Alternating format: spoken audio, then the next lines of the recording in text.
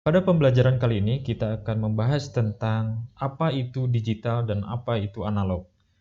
Nah, ini dalam penerapan sistem microcontroller, di mana pembahasan ini bukan membahas tentang TV ya, karena ada sebagian siswa yang berpersepsi ya bahwa pembahasan ini lebih kepada TV ya atau televisi. Nah, di sini kita sedang membahas tentang sistem microcontroller. Tentu cara kerjanya memang terdapat hal-hal yang sama juga ya. Namun pada pembahasan kali ini kita lebih berfokus pada sistem microcontroller.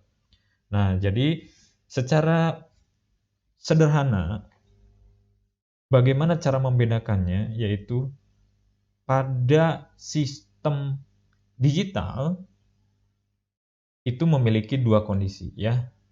Di sini sudah disederhanakan bagaimana caranya untuk membedakan mana itu sistem digital dan mana itu sistem analog. Nah, di sini kita coba perhatikan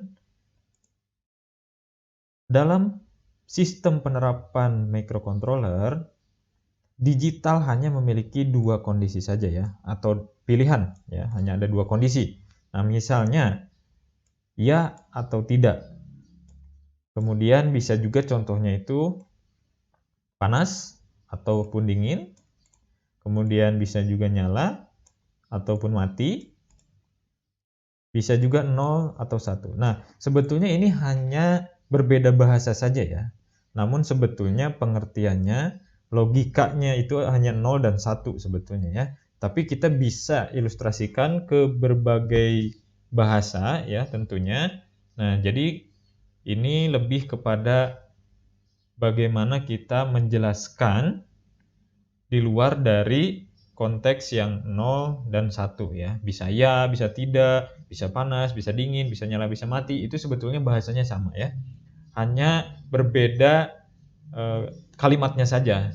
Tentunya kalau logiknya sama ya, hanya 0 dan 1. Nah, kemudian di sini apa sih sebetulnya bedanya dengan analog? Nah, kalau analog itu lebih dari dua kondisi ya. Misalnya kondisi yang digital ya atau tidak. Nah, di analog itu bisa ya, bisa netral dan bisa tidak ya. Jadi kondisinya lebih dari dua kondisi. Nah, kemudian di sini bisa juga ya yang tadinya panas dan dingin di digital, kemudian di analog itu bisa panas, bisa hangat, bisa dingin, bisa sangat dingin ya. Jadi lebih banyak kondisinya ya dibandingkan dengan digital. Nah, kemudian untuk yang di digital ada nyala atau mati. Nah, di bagian analog bisa nyala, bisa redup, bisa mati ya. Seperti ini. Kemudian kalau di digital hanya 0 dan 1 logikanya. Nah, kalau di analog itu lebih continuous ya sebetulnya nilainya ya. Jadi bisa 0, bisa sampai dengan 100, bisa sampai dengan 200, bisa 100 sampai 200. Jadi dia ada range-nya ya, seperti itu. Itu kondisi analog seperti itu. Jadi bedakanlah antara kondisi digital dan analog ya. Nah, kemudian kondisi digital biasanya berasal dari kondisi analog yang dikonversi oleh pikiran manusia ya. Nah, jadi sebetulnya bisa juga nih seperti ini inputnya analog ya. Kemudian misalnya jika nilainya kurang dari sekian maka bernilai 1. Nah, jika nilainya memiliki ketentuan sekian maka hasilnya adalah 0 misalnya digitalnya ya. Jadi bisa dikonversi juga sebetulnya. Jadi analog ataupun digital itu sama-sama berupa bisa dijadikan input atau dijadikan output ya. Nah, kurang lebih seperti itu penjelasannya. Nah, ini contoh-contohnya ya. Di sini ada contohnya. Nah, misalnya di sini ada baterai, kita menggunakan lampu LED ya. Nah, lampu LED di sini jika on dan off saja, misalnya dinyalakan ya, ketika dinyalakan maka dia nyala dan mati, hanya itu saja, berarti itu kondisinya adalah digital. Nah, ketika pengaturannya bisa disetting ya, misalnya intensitas cahayanya bisa diatur. Nah, ini berarti sudah kaitannya dengan analog ya. Nah, bisa jadi seperti itu ya.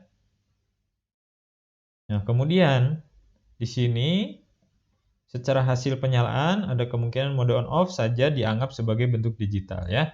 Sedangkan pengaturan intensitas cahaya dimungkinkan untuk dianggap sebagai bentuk analog ya. Jadi ini bedanya nih. Yang ditebalkan di sini, ini perbedaannya ya. Oke. Nah, kemudian cahaya merupakan besaran fisika alam yang memiliki satuan kandela ya. Pengamatan terhadap ada dan tidak adanya cahaya yang dikeluarkan oleh lampu dapat dikategorikan sebagai sistem digital jika hanya dinilai dari ada cahaya atau tidak ada cahaya yang dipancarkan oleh lampu. Jadi hanya dua kondisi. Ya, sama seperti penjelasan di sini. Kalau on off saja berarti itu digital ya. Kemudian jika bisa diatur intensitas cahayanya, maka itu bisa dikatakan sebagai analog ya. Nah, ini ada contohnya juga di sini. Bagaimana dengan cahaya? Suhu memiliki satuan fisika yaitu Celcius, Fahrenheit, Kelvin, dan Reaumur ya. Dan Reaumur, kemudian suhu yang ada di alam dengan berbagai sumber, baik sumber alami maupun buatan, tentu memiliki tingkat suhu yang dapat dideklarasikan dengan satuan suhu, ya misalnya 30 derajat Celcius. Nah, jika lebih dari dua kondisi pasti maka dianggap analog ya. Nah, itu sudah bisa ya harusnya membedakan mana kondisi digital, mana kondisi analog. Nah, kemudian di sini kita tarik kesimpulannya ya, bahwa identifikasi sistem analog dan digital dapat dilihat dari kondisi yang ada dalam sistem. Jadi, dilihat terlebih dahulu nih ya, di sistemnya itu sebetulnya ada digital atau ada analog seperti itu. Nah, kemudian kondisi digital dan analog dimungkinkan ada pada input maupun output. Nah, coba kita perhatikan, ini contoh input ya. Contoh inputnya ini dekat di kehidupan sehari-hari. Misalnya contoh, ketika saklar lampu kita nyalakan, klik on.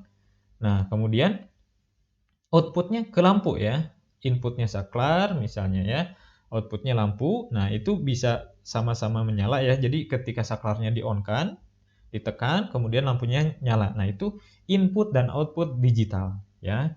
Nah, bisa juga seperti ini. Misalnya inputnya berupa sensor cahaya. Jadi dia menerima berapa terang atau redupnya ya. Misalnya outputnya juga berupa lampu. Nah, bedanya di sini inputnya menerima nilai yang ada range-nya, ya ada nilainya. Misalnya 100, 200, 0 sampai dengan 100 misalnya seperti itu ya.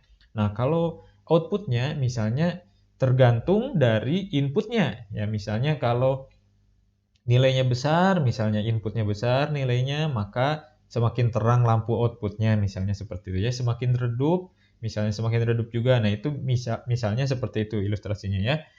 Nah, untuk penggunaannya bisa juga dibalik ya. Jadi kalau misalnya redup berarti semakin terang lampu outputnya ya. Nah, itu kurang lebih seperti itu penjelasannya. Jadi input ataupun output itu bisa sama-sama digital bisa, kemudian analog juga bisa ya. Nah, pada dasarnya sistem digital memiliki hanya dua kondisi dalam sistemnya. Betul ya? Hanya dua kondisi, 0 atau 1 ya. Kemudian sistem analog memiliki lebih dari dua kondisi atau keadaan atau pilihan. Jadi ada range nilainya dan itu bisa diolah ya. Nah, untuk pembahasan ini dicukupkan sampai di sini ya, diharapkan bisa membedakan mana digital dan mana analog ya. Baik, terima kasih. Kita cukupkan sampai di sini.